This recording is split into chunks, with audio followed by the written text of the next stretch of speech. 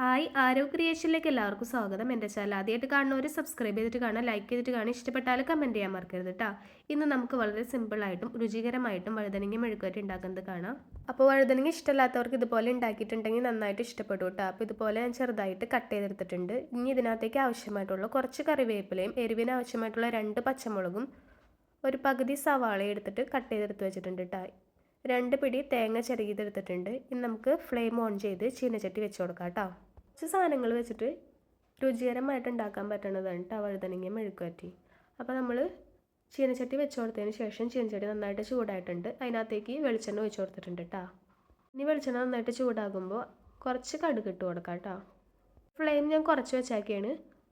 ഇനി നമുക്ക് കടുക് നന്നായിട്ട് പൊട്ടിച്ചെടുക്കാം. കടുക് നന്നായിട്ട് പൊട്ടി വന്നതിന് ശേഷം അരിഞ്ഞു വെച്ചിട്ടുള്ള സവാളയും പച്ചമുളകും വേപ്പിലയും ചേർത്തിട്ട് നന്നായിട്ടൊന്ന് വാട്ടിയെടുക്കാം കേട്ടോ. ഈ സമയത്ത് അതിനകത്തേക്ക് ഉപ്പ് ചേർത്ത് കൊടുക്കാം. എന്നിട്ടാണ് ഞാൻ വാട്ടിയെടുക്കണേ. ലോ ഫ്ലെയിമിൽ തന്നെ ഇട്ടിട്ട് വാട്ടിയെടുക്കാൻ വേണ്ടിയിട്ട് ശ്രദ്ധിക്കുക കേട്ടോ.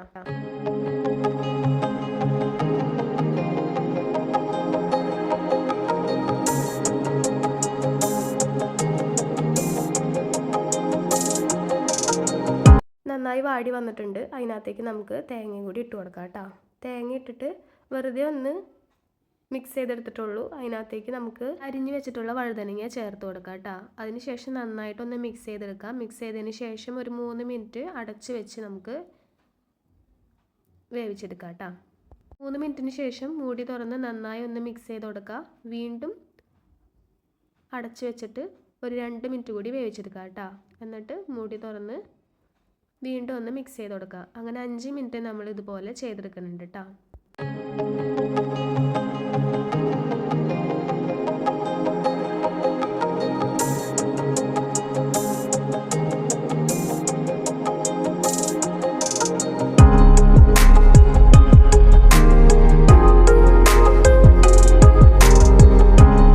നന്നായി ഒന്ന് മിക്സ് ചെയ്തതിന് ശേഷം വീണ്ടും 1 മിനിറ്റ് നമ്മൾ അടച്ച് വെച്ചിട്ട് തന്നെ വേവിച്ചെടുക്കേണ്ട. അപ്പോഴേക്ക് നന്നായിട്ട് വഴുതനങ്ങ വെന്ത് കിട്ടിയിട്ടുണ്ടാവും.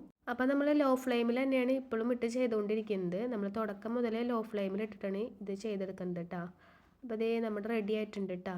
അപ്പോൾ നമുക്കിനി ഫ്ലെയിം ഓഫ് ചെയ്യാം. ഒരുപാട് വെന്തോടയാൻ നിൽക്കരുത് കേട്ടോ. അതിന് മുമ്പായിട്ട് നമുക്ക് വെന്തോന്ന് തോന്നുമ്പോൾ ഓഫ് ചെയ്യാവുന്നതാണ് കേട്ടോ. ഞാനിപ്പോൾ ടോട്ടൽ 6 മിനിറ്റ് എടുത്തിട്ടുണ്ട് കേട്ടോ വേവിച്ചെടുക്കാൻ വേണ്ടിയിട്ട്. മൂടി വെച്ച് വേവിച്ചെടുക്കുക. അതിന് ശേഷം മൂടി തുറന്നൊന്ന് ഇളക്കി കൊടുത്തിട്ട് വീണ്ടും മൂടി വെച്ച് വേവിച്ചെടുക്കണം കേട്ടോ. അങ്ങനെയാണ് ഞാനിവിടെ ചെയ്തിരിക്കുന്നത്. ഉടഞ്ഞു പോവാണ്ട് പാകത്തിന് വെന്തൊന്ന് ഉറപ്പാകുമ്പോൾ നമുക്ക് ഫ്ലെയിം ഓഫ് ചെയ്യാവുന്നതാണ് കേട്ടോ. അപ്പോൾ ഒരു 6 മിനിറ്റ് ആകുമ്പോൾ കറക്റ്റായിട്ട് വെന്തിട്ടുണ്ട് കേട്ടോ.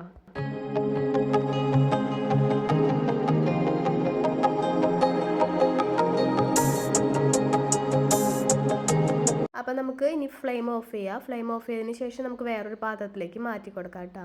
അപ്പോൾ ഇത്രയേ ഉള്ളൂ. വളരെ സിമ്പിളായിട്ടും രുചികരമായിട്ടും നമുക്ക് വഴുതനങ്ങ മെഴുക്കുവരട്ടി തയ്യാറാക്കാം. ഇഷ്ടപ്പെടാത്തവർക്ക് പോലും ഇതുപോലെ ഉണ്ടാക്കിയിട്ടുണ്ടെങ്കിൽ ഇഷ്ടപ്പെടും കേട്ടോ.